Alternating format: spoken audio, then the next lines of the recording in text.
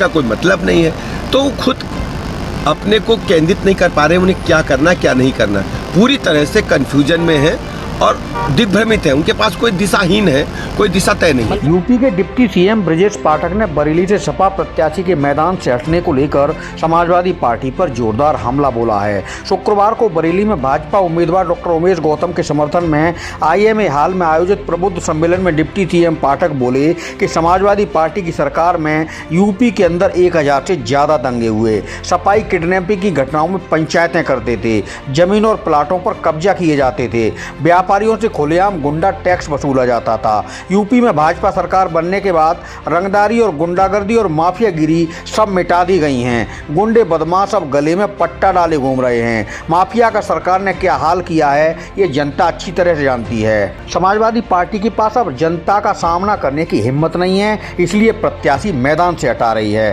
पूर्व केंद्रीय मंत्री एवं सांसद संतोष गंगवार, आमला सांसद धर्मेंद्र कश्यप, विधायक संजीव अग्रवाल, डॉक्टर राघवेंद्र शर्मा की मौजूदगी में डिप्टी सीएम पाठक ने केंद्र और राज्य सरकार की योजनाओं को सामने रखा और बरेली की जनता से मेयर चुनाव में एक बार फिर डॉक्टर उमेश गौतम का समर्थन कर महानगर के विकास के लिए ट्रिपल इंजन सरकार बनाने की अपील की। आप भी सुनिए और क्या बोले उप मुख्यमंत्री ब्रजेश पाठक। गरीब के चूल्हे की आंख बंद नहीं हुई, बच्चों को 2 वक्त की रोटी मिलती रहे, ये काम मोदी जी ने, योगी जी ने करके दिखाया।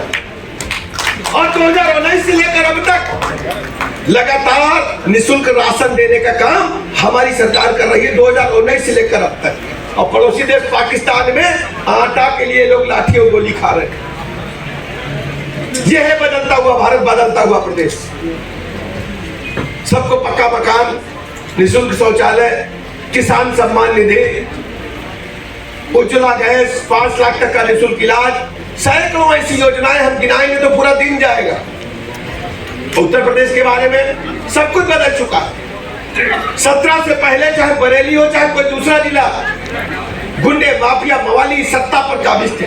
हमारी बहनें बैठी है, 5 बजते बजते घर से अम्मा चाचा फोन करने लगते थे कि बिटिया घर वापस आ जाओ, शाम हो रही घर वापस आ जाओ।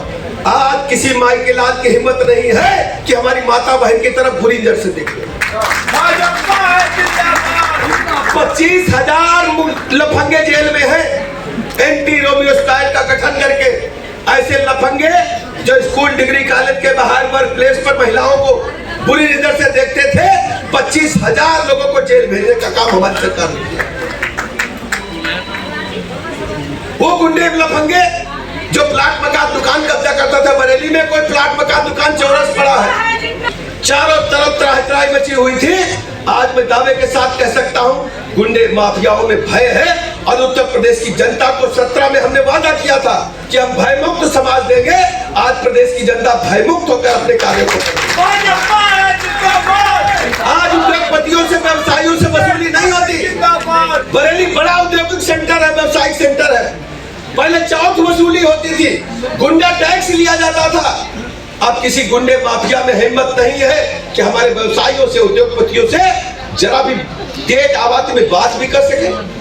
आज उत्तर प्रदेश में 100% कानून का राज स्थापित करने का काम हमारी सरकार ने किया।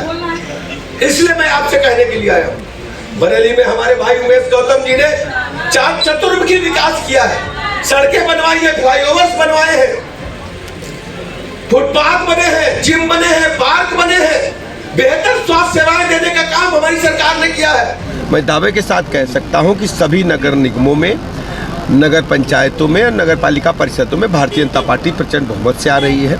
इस बार खास बात यह है कि हमारे पार्षद सभासदगण भी बड़ी संख्या में जीत करके आ रहे हैं और विपक्षी दल अपने घरों से ही नहीं निकले।